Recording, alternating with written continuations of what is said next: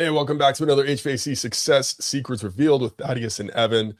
Today, we are still at Service World Expo, and we dropped in to the new flat rates event that is being co-created with Service World Expo, and they've got their own room on the side, but they are running a fantastic event here. And we managed to pull Rodney Koop out from the session. Rodney is helping to run the new flat rate along with Danielle Putnam. And the event that they're putting on is absolutely fantastic. What Rodney shared today, it was something else. He told his entire history of how they got to where they are at with the new flat rate. And to say that it was entertaining would be an understatement. Rodney is a character. And if you've ever had the chance to meet him, you'll know that. But holy crap, what a conversation that we had today, diving into some of his early ventures into entrepreneurship, how he always found a way to make things happen. And even when it looked like there was no way, he'd finagle his way out of it. And it eventually led him to the new flat rate. And he has absolutely taken off with it with his daughter, Danielle. And what they're doing is absolutely phenomenal. Enjoy this episode. I know you will, with Rodney Koop. 5, 4, 3, 2, 1. Welcome to HVAC Success Secrets Revealed, a show where we interview industry leaders and disruptors, revealing the success secrets to create and unleash the ultimate HVAC business. Now your hosts, Thaddeus and Evan. Hey, welcome back to another episode of HVAC Success Secrets Revealed with Thaddeus and Evan, where we have good conversations with good people. Any good conversation worth having is worth having drunk, but in this case, I had a zip fizz and I'm just vibrating from it. So we are live at the Service World Expo 2023 and also the Business Uncensored with the new flat rate. And of course, we have Rodney from the new flat rate on. Interesting story. You've been started the new flat rate in 2011. You also had your plumbing, heating, and HVAC, plumbing, and electrical company. You started in 1990 and then sold it in 2013 to one of your kids. And you actually got paid for it, which is even cool and even better. So walk us through anything that I might have missed in that journey. No, that's about right, except that I was a incredible electrician, right? Great technician. And that's why you end up, everybody says, oh, you should have your own business. You should have your own company. Problem is, what I've learned over the years is that great technicians often were not born great business people. Mm-hmm. I had no business sense at all. So for most of those years, it was feast and famine. I remember 5 years in, going to my accountant and complaining, well, my CPA, who was a friend of mine, and was complaining about finances. He says, well, it's all in the financial statements. He says, I give you a financial statement every month. Why haven't you said something before this? I said, every time you give me a financial statement, I throw it in the corner. I said, I've never looked at one. Took me years to realize, not only me, but most technicians turned owners, they don't understand business. We're not business people. Mm-hmm. So the reason the new flat rate is so successful, I have never had any hand in running it. Right. My daughter has ran it since day one. Well, it's a whole new trade that you have to learn when you become a business owner. Yes. Right? New skills are needed, new talents are needed, new lessons are needed. You're learning leadership, you're learning business, you're learning accounting, you're learning operations. How do you teach someone? How do you guide someone? There's so much to it that's involved. What were some of the biggest failures you had as you started to transition into being a business owner? Mostly money, but it's like every time I tried to hire a manager, it was a $50,000 mistake. I liked everybody. If I liked you, I hired you, and Right. that was a mistake. But in the early years, doing electrical work, especially contract labor in carpet mills and stuff, money was like water. It was so easy. We just made, didn't have to worry about money. But when a job would finish, my guys, I'd have 4, 5, 6 guys, and they'd be like, where are we going next week, boss? Well, heck, I didn't know. I didn't care. I was making money. But the problem is, if you didn't have something for these guys, they quit a job to come to me. So, I felt sort of responsible. But we didn't have any work, until I could hustle up another industrial job. So I had been a professional estimator, so I could easily get blueprints and bid commercial jobs, schools, surgical centers, things like that. I started taking commercial work to keep my guys busy so that when a carpet mill called and said, hey, we need 6 electricians for a week, I would have them.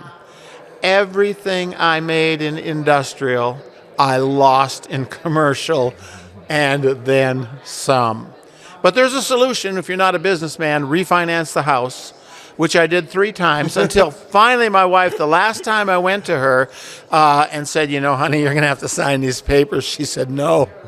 She says, when all this is said and done, I want a house that's paid for. And so I had to find another way. But anyway. What was that other way? I don't even remember.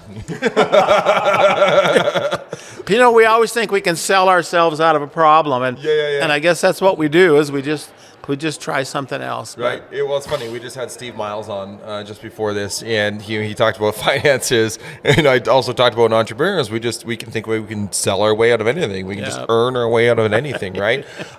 So, and I guess looking at that, one of the things I wrote down was no business sense. And if you, obviously you've learned quite a bit of business sense over the last little while.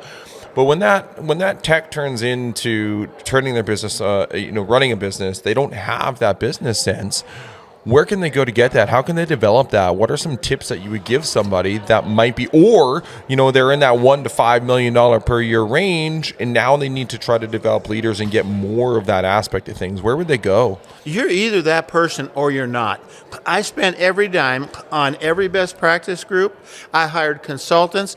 I was never making more than about $750,000 a year as far as gross sales, and I spent $350,000 over 10 years on best practice groups, consultants, anything, you name it. Traveled all over the United States, visited other contractors, and thought, oh, I got it now. Oh, I got it now. The problem is, I'm not a businessman. I'm still not. I can give good advice, because when you make enough mistakes, you can give good advice. And earlier you said, where did I go? How did I solve my problems? Back in the day, not today. Back in the day, when I wrote a check, the bank cashed it.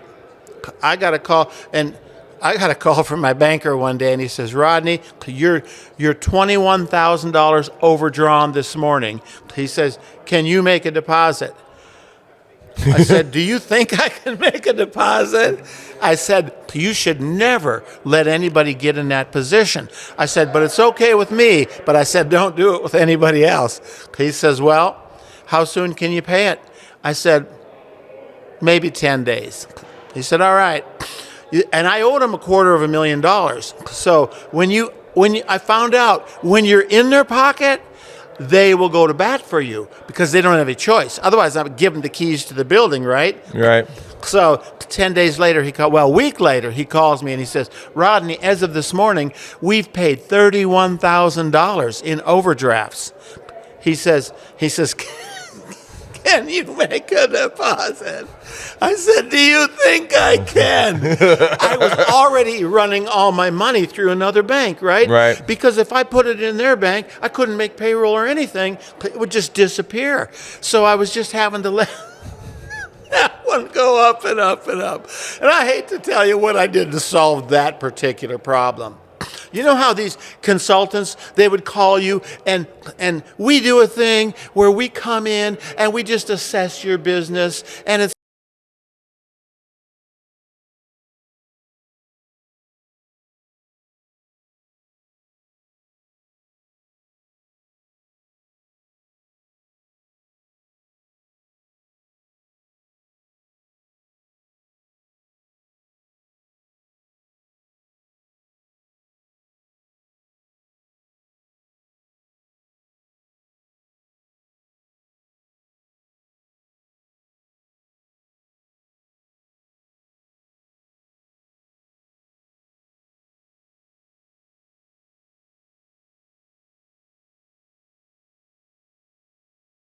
overdrawn with no money, right? So, okay, come on. You can come in and talk to me. Well, I hope she doesn't see this. This fine young lady who was a graduate of Harvard Business School, had been an accountant for the biggest CPAs. She comes in and she does her spiel. Then I do my spiel. She loaned me $50,000 for half of my business. And then I wrote the contracts, okay? So if it didn't work out in 3 months, we could just walk away and I'd pay her back with no interest. I think it took me 2 years to pay her back. So here come the consultant to rip me off. There's just no other way to say it. It's such a rip off. And I don't know. I felt bad. Well, I told a good story. I hate to even make that public, but I also happen to know that she borrowed the $50,000 from her parents. I feel bad, but it was a long time ago, and I needed $50,000. The money. Well, she got paid back. Right? Just took a lot longer than she thought. Long time. Oh my gosh. I don't know what kind of sob story you told her, but geez, you are one hell of a salesman. It wasn't really a sob story because it was, here's this opportunity that we can do in industrial water filtration. And it was something I had learned from one of the big best practice groups that nobody ever did. It was just somebody's great idea, get rich quick scheme. But anyway. I mean, it got you a check for $50K. So. Oh, and then I called my banker and I said, hey, listen, I think I might be able to clear this up. Oh, good. When? I said, well, pretty soon. But I said, there's no way I can do it if I have to pay all the late fees, which was like $3,500. Oh, well, let me see what I can do. And so he calls me back later. Yeah, we can do that. Because I didn't put the $50,000 in his bank. Right? Ask and you shall receive. Yeah. So obviously, long term, not the best and easiest way to run a business. This is not good advice. Okay? No, not good. No, it is. So it's good advice on what not to do, right? And that's the idea behind it. And this is the power of this story: is what not to do in business, right? I'm your guy for what not to do. So, long term, not a good way to run a business. Right, clearly, what did you do? What did you do in transition to change away from essentially living off the float to be able to actually run and build a sustainable business to the point of being able to sell it? I'll tell you what happened in 1998. In 1995, I bought a heating and air company, and that's kind of a long story. I bought it very, very successful. They were doing $500,000 to $750,000 with all utility company finance replacements. They were the guys. I bought it. I wrote the contracts for that too. The guy wanted $100,000, $180,000 or something like that. I bought it for $13,000.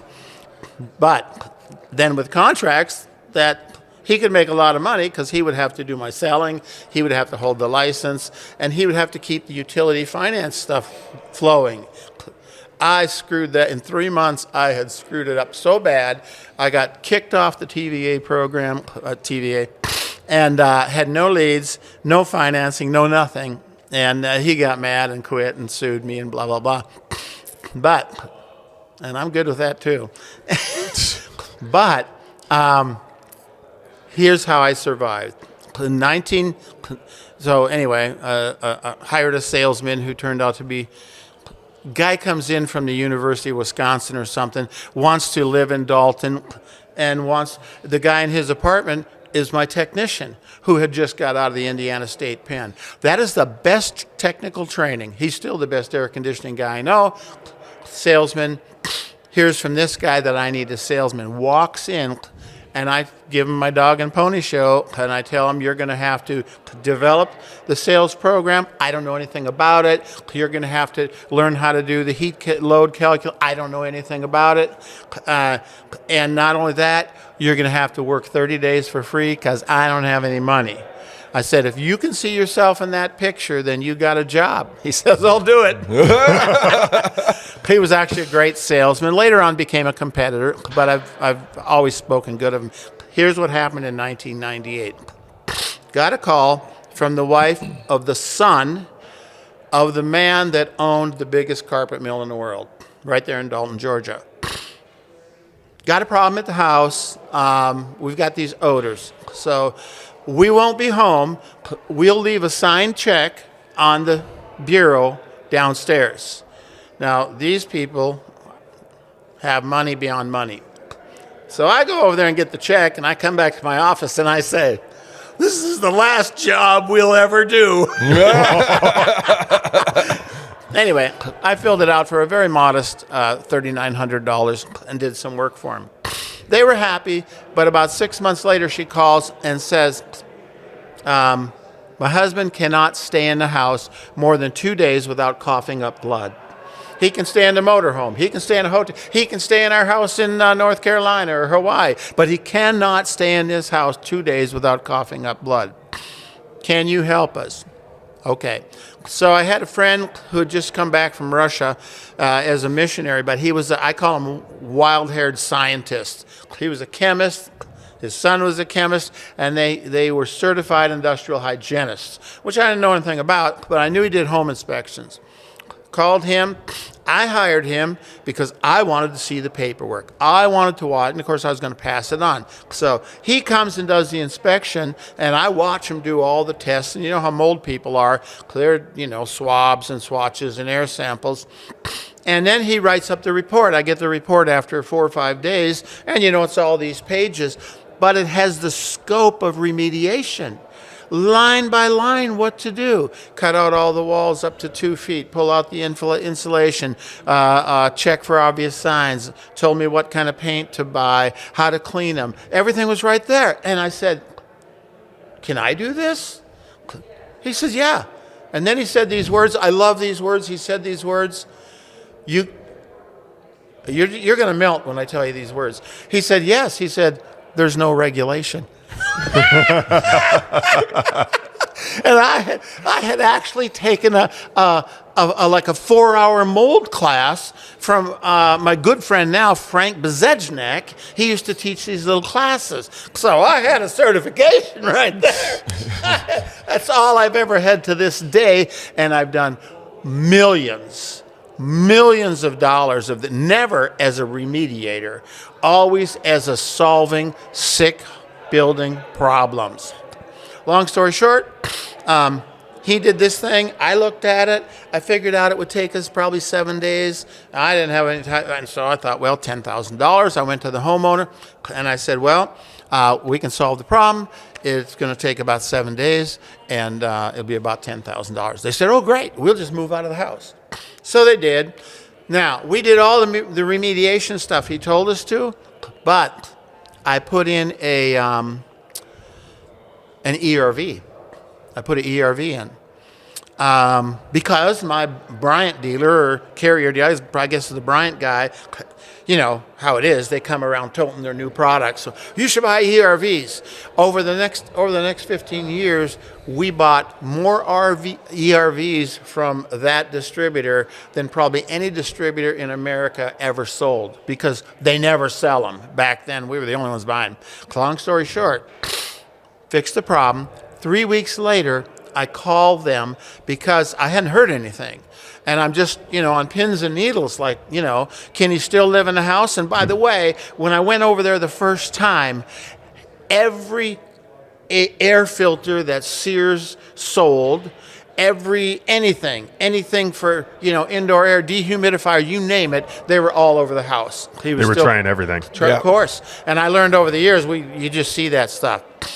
3 weeks later, I called her and I said, I can't stand the suspense. I said, how is the house working for Trip, for your husband? She says, oh my gosh, we love our house. It's springtime fresh. We love it. From then on, in all of my proposals included springtime fresh air infusion. So I started learning. So I would get these calls eventually from all over the United States because I became an IQ air dealer, and they would send me leads, and it would usually be people in a 10,000 square foot house that had spent 2 years looking for solutions.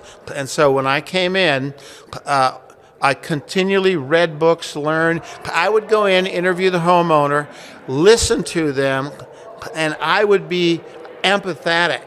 By the time they found me, their family and friends had already written them off as hypochondriacs. Right. And they're like something, but see, I started with that one house and solved their problem. We went on to solve problem after problem after problem. My average ticket was $35,000 all through the late 90s and all through the 2000s, all up until I turned it over to my son. His average ticket now is way over $50,000. We do crawl space renovation, attic renovation, but typically it starts, there's something going on in my house, I don't know what it is. My son is coughing all the time, and now they want to put him on permanent medication. And anyway, I became the go-to expert for my house is making me sick. And I became known all over. Now, in the 2000s, I came to the HVAC industry, spoke at some conferences, and tried to enlighten HVAC, because that's how, you ask how I survived? Yep. That paid all the bills, okay? That brought in, it was so profitable. You could do a $30,000 job and not even buy equipment except a Honeywell dehumidifier for the crawl space and an ERV. Right. And $35,000 job. The rest is plastic and cleaning and washing and stuff like that. Anyway, that's how I survived. Nice. Well, I mean, you look at, you found a niche, right? You That's found an right. opportunity. That's exactly right. You got a niche, and then you went deep into that niche and learned about it, right? You talked about books, you talked about reading, you talked about these things, you look for opportunities in there.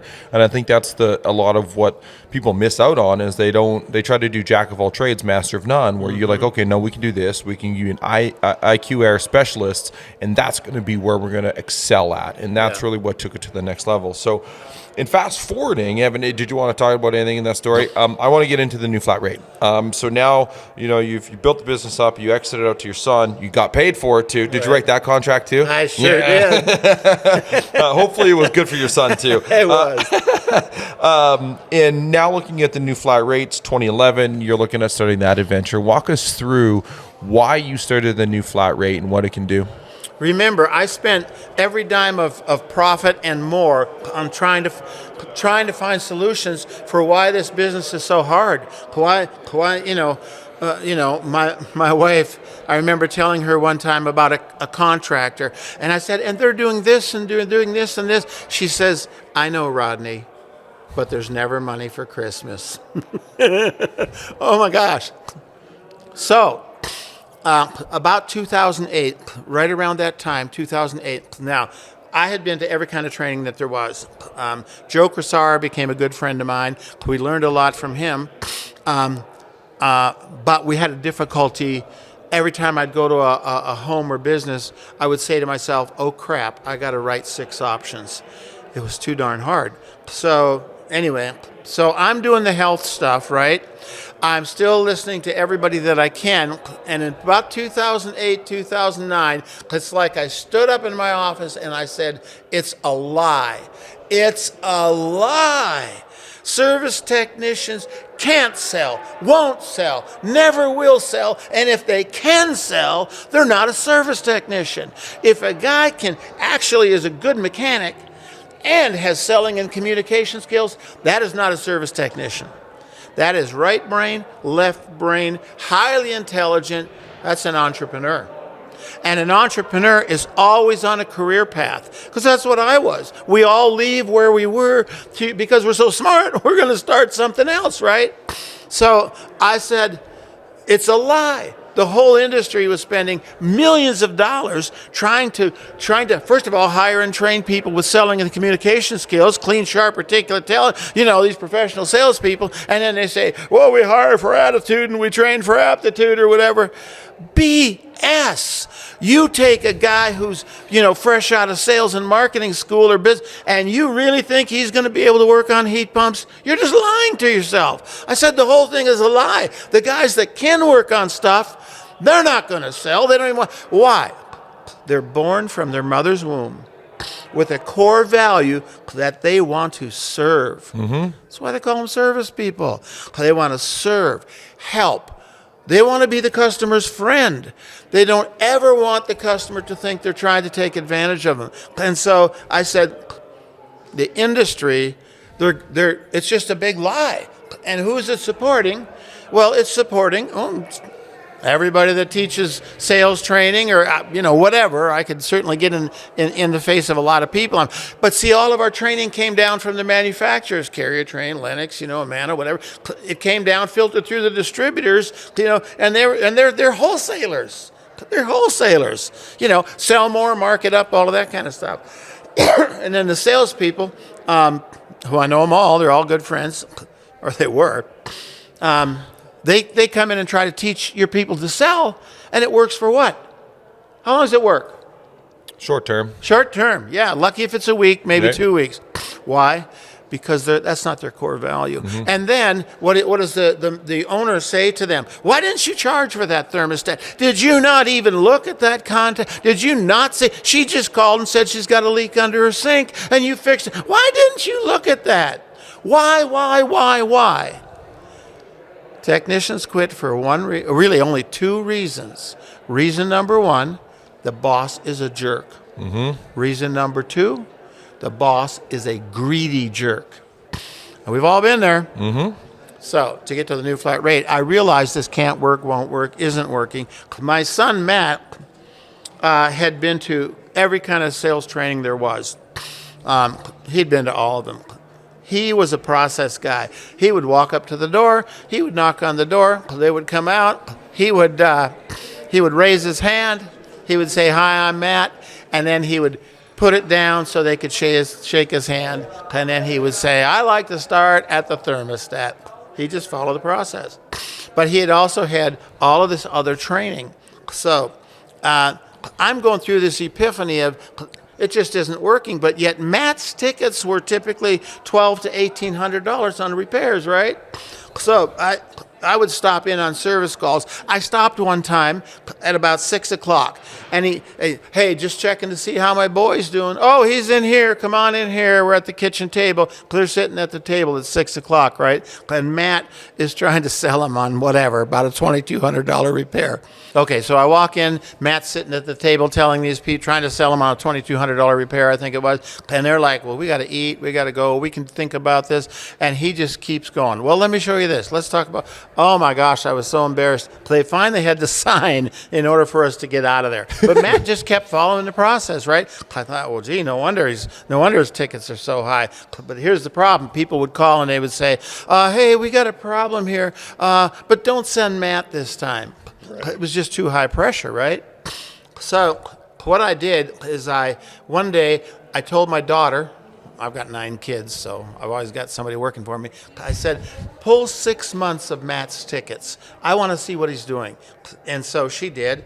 I spent all day going through invoice after. Everyone had a yellow legal page stapled to it where he had handwritten 4 to 6 options. All day long, I went over and over. And then I said, oh my gosh. and I started putting stuff into Excel. I said, I can write a book. Then I can hire somebody. I couldn't. Every time I tried to hire another technician, sales went down because they couldn't do what Matt could do. The new flat rate is all about if I can just hire one person. And so I started putting stuff into Excel like crazy. And I spent 2 days doing that. And I'm like, holy cow, this is amazing. My daughter Danielle was in California always saying, Dad, you got to quit giving your stuff away. You need to be a consultant. I was a burnt out HVAC guy. And so I said to her, okay, but you can help. You got to help me and you can have half. She immediately incorporated and took half the stock. She wrote that contract. Anyway, so I fell into a deal with Jay Abraham. You know who he is? I do. He's the #1 business consultant in the world, $25,000 just to talk to him for 15 minutes. Anyway, Jay always tests. He realized 80% of the people coming to his seminars, paying $250,000 for a 4-day seminar, 80% weren't implementing. So he wanted to run a test. He sends out this long email. He says, I'm going to take 12 people, call it Tribe of 12, and I'm going to work with them 1 day a month, a whole day for 15 months. And if you think you might want to apply, fine. So he's this long application. Oh my gosh, I am a professional procrastinator. So, I wanted to do it. But I just never got around to do it. Sunday night, I'm in Texas at some kind of a conference, and oh my gosh, that thing's got to be in tomorrow morning. And I happen to be standing next to a guy that wrote Wacky Business or something like that, but he was a PR guy, and he says, send him an email. He says, I'll send a amazing reference. I'll make you look great. So I send this email. I say, hey, I want to be in your Tribe of 12. I want to do this. I didn't have time to do the thing. I'm sorry, but I've sold $15 million worth of heating and air. What did I mean? I mean, in my whole life, it might add up to a few $1 million, right? Anyway, I get accepted into the program. It's $2,000 a month, plus you got to fly out to Los Angeles. So I thought, well, I could write checks or something, but we'll figure it out. This is right when so I had this idea, and in my email, I said, I think it's my 15 minutes, and I don't want to screw it up. He accepts me into the program. Before you go out to Los Angeles, you got to have 15 minutes on the phone with him. Well, hey, that's great. So he calls me, and we talk, and after not too long, he says, Rodney, I have made a huge mistake. He says, it's not your fault. He says, it's mine. He says, I thought you said you had sold your business for $15 million. Oh, yeah. He says, now I understand. He says, but it's not your mistake. He says, you're still welcome into the program. And he says, we'll treat you as a startup. Because I told him I had 2 things I thought might work. I fly out to Los Angeles for the first time, and immediately there's 20 people there, not 12. He says, I had some people I just had to take in. So he said, I told all of you it would only be 12. So he said, it's now 20. He said, if it's okay with you, I'm going to expand it to 2 days. And you're all going to spend 2 full days with me every month. Oh my gosh. Yeah. Anyway, I made 12 of those visits. At the first visit, I showed him my 2 ideas, right? The one idea was the HVAC health thing, the indoor air quality. Showed him that, and then I showed him one menu that I had written up where I said, this page will sell. He said, what do you mean this page will sell? Says, you lay it in front of the customer and it'll sell. He says, you're telling me this paper will sell? I said, yeah. He says, who's doing it? I said, we are. He said, anybody else? I said, no. He says, well, then you don't know anything. He says, here's what you do. And he taught me how to beta test. Got to be in the north, south, east, west, big towns, little towns out in the country, big companies, little companies, okay? And he says they can only have one technician do it. They have to report to you every week. And that technician can diagnose. He can show the paper, say, these are some options, and then he is not allowed to talk. I said, what do you mean not allowed to? He says, you told me the paper would sell. Now we're going to prove it. He says, but we don't care if it does or not. Because if it doesn't work, we'll tweak it, we'll change it, we'll make it work. And he wrote the email to send out. I did it on the Service Roundtable, and I got like 16 people responded that, yeah, they'd be willing to beta test this idea. Every place we tested, on the very first day, the very time they used it, the average service ticket in the United States for HVAC at that time was $230 nationwide. Every ticket jumped $200 from the first time. $200 in almost all profit. It was absolutely incredible.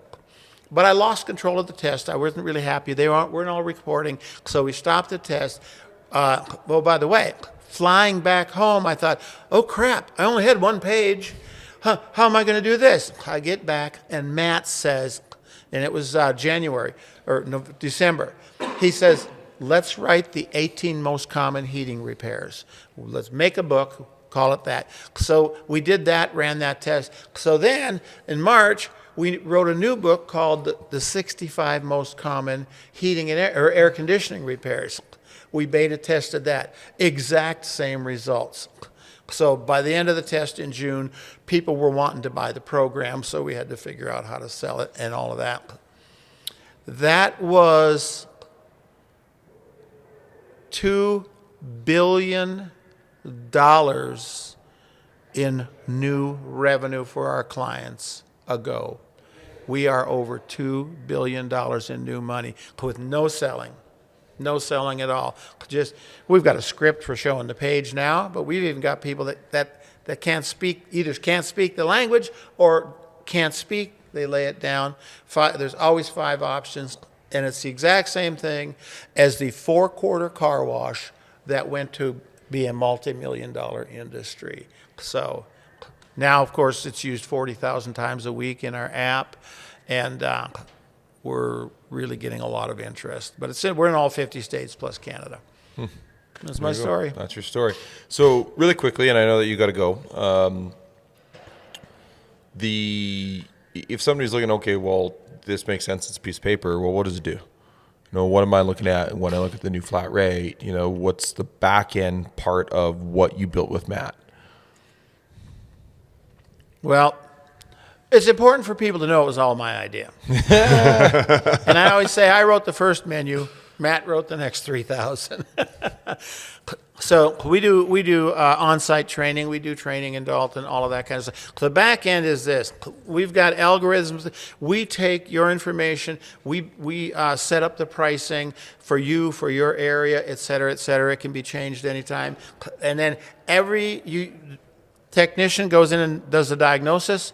Then he goes through the index in plain English, finds the page, capacitor, compressor, whatever it is. Then he goes to the menu. He has several selections on the menu. Is it easy? Is it difficult? Is it going to be more expensive? He just chooses a level, and then there's the page. Then he goes to the customer. I'm a little concerned. I found a fault with the compressor system or the refrigerant moving system. I've got some options. Would you like to see them? And then the script is very simple. Just so you know, my top option is the most premium, but it's also the most permanent. But that's where I can take my time, do a great job, and give you a better warranty. And then he reads the top option. What we're talking about is a complete compressor system renovation. It includes this, it includes this, it includes this. Not only that, in 12 months, somebody from our office or myself will come back, go through everything we just did, and make sure it's just as great as when I leave here today, because it's going to include a 2-year warranty, where we come back in the middle. But if we did all that, it would be $3,800. But take a look, there's other options. On the right side in big bold letters is all the numbers. 9 out of 10 people choose an option in 10 seconds or less, typically about 3 to 5. They'll say, tell me about that silver. He says, that's a good choice. What do you like about it? See, there's no selling. Yep.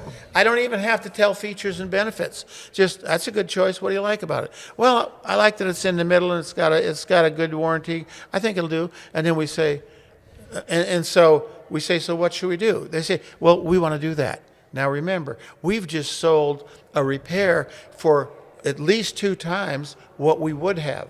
Now they're going to get the value because the tech handbook tells them what to do.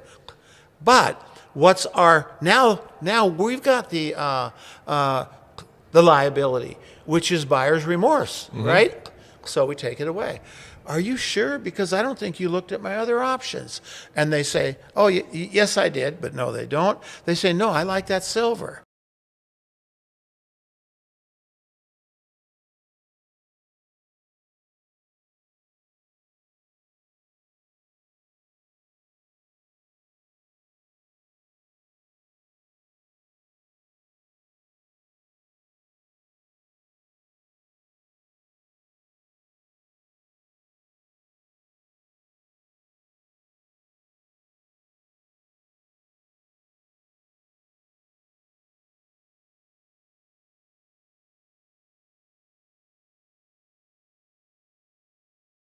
We don't even mention them. We don't have to mention parts. What we're selling is talent, wisdom, knowledge, experience, craftsmanship, caring. That's what we're getting paid for the expertise and the wisdom that the technician brings. Right. So if somebody is going to pay twice as much, this guy is turned loose to use his talent, skill, and craftsmanship and do that great job that he always wanted to do. And you don't have to worry about borrowing $50,000 from consultants to That's pay right. off a $31,000 debt at another bank. I've heard about that. Yeah. Well, and it's, it's a fascinating thing. What you talked about, they're born with service inside their bones, right? Oftentimes the technicians don't want to sell shit. Right. Because that's not what they got into the trade for. They want to fix things, they want to help, they want to repair, and they want to do right by the customer. And you're giving them that power to be able to do that while also having the business owner's best interests in mind and making sure that they hit the margins that they need to hit based off of the costs and the time that it takes, as well as the billable rates, et cetera, and building it into one formula to say, hey, here's how you can present your prices to be able to hit your margins in your business. So fascinating stuff. I do know that you have to go, but we do have one final question here for you while we wrap up.